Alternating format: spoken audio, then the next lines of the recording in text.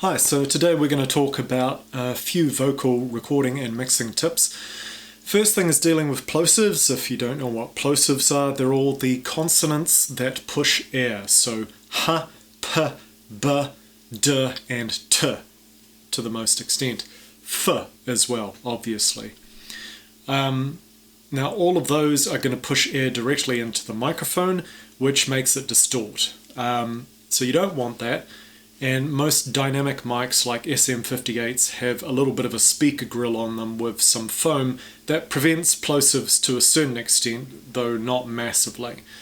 When you're doing live work, that's alright, but if you're recording, you actually want what you call a pop filter.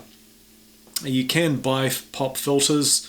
They just attach to the microphone stand, they come up, there's a circle, and then there's a mesh of fairly light material that just blocks the air coming through but doesn't block any of the other stuff.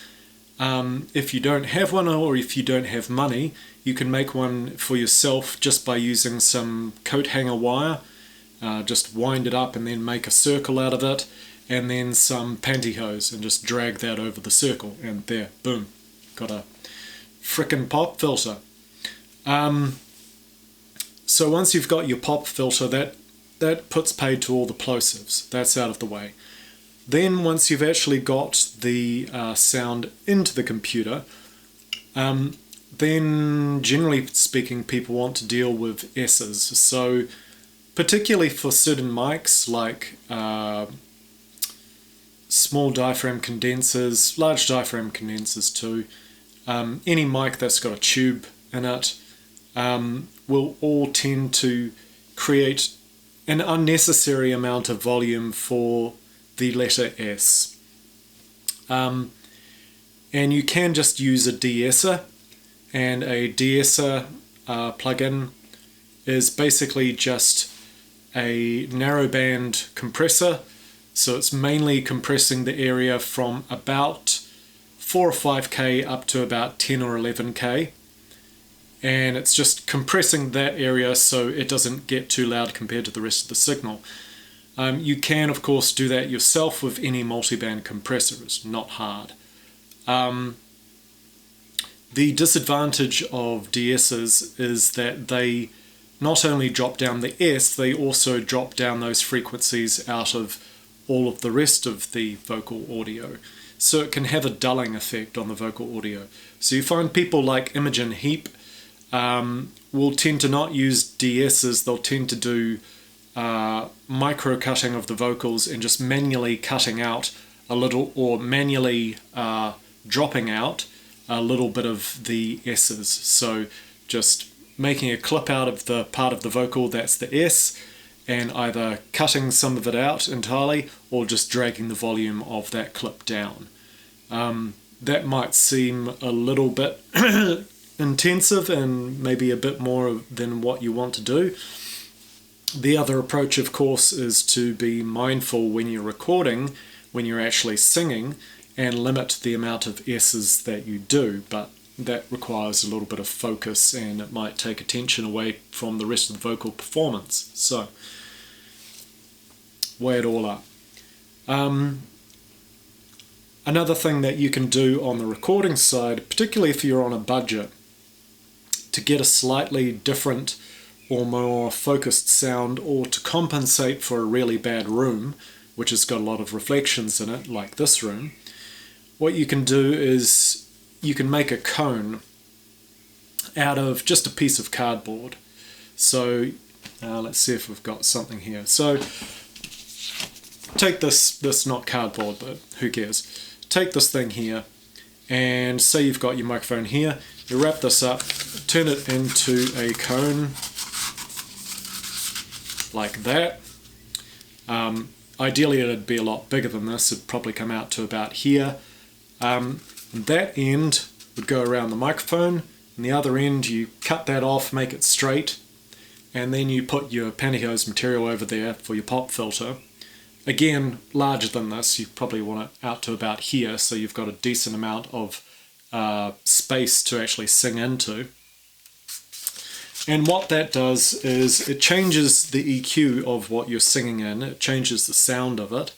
It also cuts down on the amount of room reflections that you're getting coming into the mic, because the cardboard is bouncing a lot of them off. The cardboard isn't going to bounce off bass reflections, but it'll cut out some of the high frequency and mid-range reflections. And that can be a good way, to deal with a crummy room, if you don't have the scratch or the talent or can't be bothered treating your room. Although I would say in no way is it a compensation for it. But it's also a way to kind of change the EQ of a fairly crummy mic. So if you've got something that's worse than an SM58, then you can play around with that sort of thing, put a cone on there and just see how it changes the sound of what's coming in. I did that quite a bit in my early days, and for certain things, particularly vocals, and particularly in small rooms like this, it made quite a big difference. Anywho, final thing for vocal mixing, or no, let's say second to final thing for vocal mixing. I think I mentioned in a previous episode that automation for vocals is a lot better of an idea for a first pass than just going straight to the compressor to deal with vocal volume fluctuations. Vocals by default as an instrument tend to have a lot more volume fluctuation in them, unless the singer is very experienced, than other kinds of instruments. So it's good to do a single pass over your vocals and kind of just level things out, bring up certain sections, drop down certain sections in volume, and do that first before you automatically start reaching for the compressor. Because as soon as you go for the compressor, yes, you're reducing the dynamic range, but you're also starting to change the EQ, and you're starting to make the vocals different sounding in general. So if you've got a vocal source where you've actually done some automation and you've managed to get it so that the volume isn't peaking up and dropping down too heavily throughout the mix, then you're kind of at a better starting point, and after that you can just use compression as a way of changing the timbre and the quality of the sound rather than compensating quite so much for vocal volume fluctuations. Okay, last thing. So most of the high frequency information in a mix that really cuts through for vocals is the, I would say, about 15K area.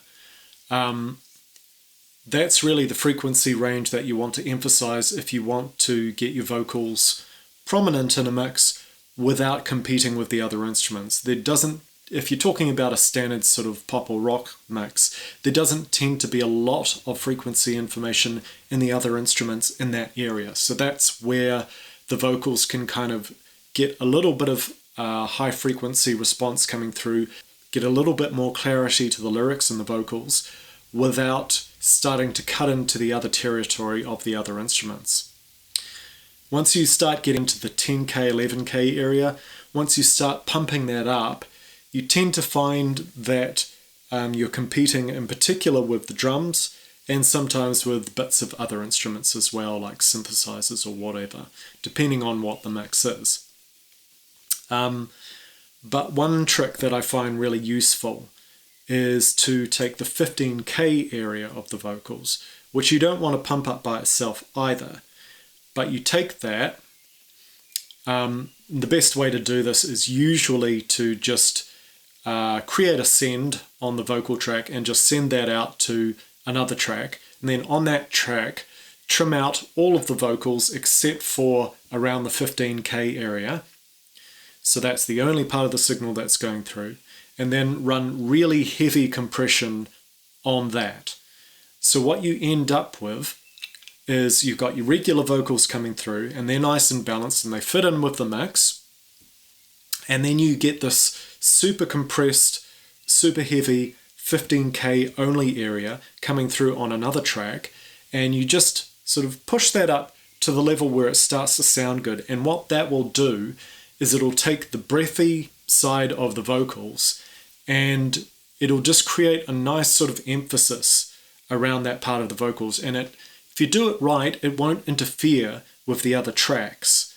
And it won't interfere with the other tracks in the way that it would if you were just using a high shelf and just pumping up all of the high frequencies on the vocals. What you have with your vocals there, your regular track, you've got your 15K, and then you're dropping down with a low pass filter. And then you've got this other track which has just got the 15K, and that's just adding that nice little bit of emphasis which brings clarity to the vocals without interfering with the other tracks. So that's about it. Vocals can be pretty tricky to mix, and it can be useful to have, particularly if you're new to it, it can be useful to have a slightly more specialized vocal plugin like iZotope, what's it called, Nectar. Not so much as something to rely on or to use as a crutch, but just something where you can flick through presets and just hear how your vocal can sound radically different between this style and this style and this style, this way of processing, this way of processing. And in that way you can learn about the different ways in which you can affect a vocal to make it come through the mix in very, very different and very unique ways. And sometimes it can also, if you've got that kind of facility there, that kind of plugin, it can also highlight where you're going wrong. Like sometimes you flick through presets and you go, oh, that sounds way better with the EQ or something like that. Like, why wasn't I doing that in the first place? So sometimes it can be a little bit of a reality check against your own incompetence, let's say. Yeah, so that's all I've got for you. Hopefully those tips make sense and are of use. If you've got any particular questions, feel free to chuck them through in the comments section. Bye!